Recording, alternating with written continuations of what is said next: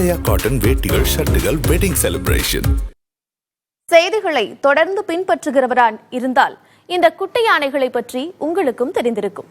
தாயை பிரிந்த நிலையில் தெப்பக்காடு கொண்டுவரப்பட்டுள்ள 2 குட்டிகளும் எப்படி இருக்கின்றன பார்க்கலாம்.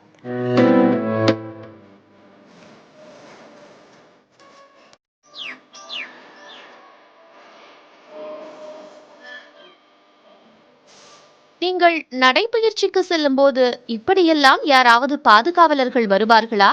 இந்த 2 குட்டி யானைகளுக்கும் 5 பாகன்கள் புடைசூழ காலை மாலை என இருவேளையும் நடைபயிற்சி அளிக்கப்படுகிறது.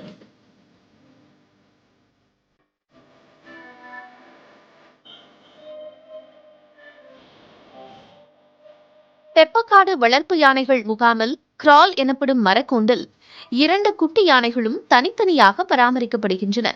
இந்த குட்டிகளை பராமரிக்க 5 பாகன்களை வனத்துறை நியமித்துள்ளது. யானைகள் உள்ள அறையை சுற்றி 15 மீட்டர் தூரத்திற்கு தடுப்பு ஏற்படுத்தப்பட்டிருக்கிறது. நம்ம மொத்தமாக 5 பணியாளர்களை பிரத்யேகமாக நம்ம வச்சுருக்கோம். இவங்க 5 பேரும் வேறு எந்த யானைக்கிட்டையும் வேலை செய்யக்கூடாது, வேறு எங்கேயும் போகக்கூடாது, வரக்கூடாது அப்படின்ற மாதிரி பல கட்டுப்பாடுகளை விதித்து நம்ம அவங்கள கண்காணிச்சிட்ருக்கோம்.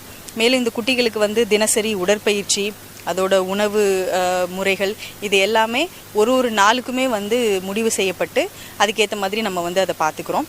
பிரத்யேகமான கிராலில் அதுக்குன்னு தனியாக சமையல் வசதிகளை எல்லாம் செஞ்சு கொடுத்து நம்ம அந்த குட்டிகளை இப்போ பராமரிச்சிட்ருக்கோம்.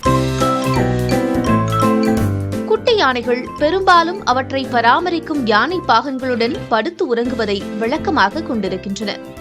2 குட்டிகளையும் கவனமாக பராமரிக்கும் பாகன்கள் 2 மணி நேரத்திற்கு ஒருமுறை லாக்டோஜன், குளுக்கோஸ் வழங்குகிறார்கள்.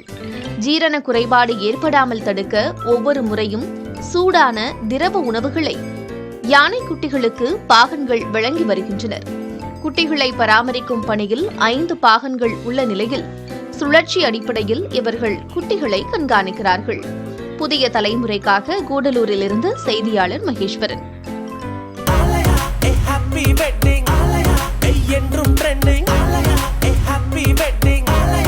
ஆலயா காட்டன் வேட்டிகள், ஷர்ட்டுகள், வெட்டிங் செலிப்ரேஷன்.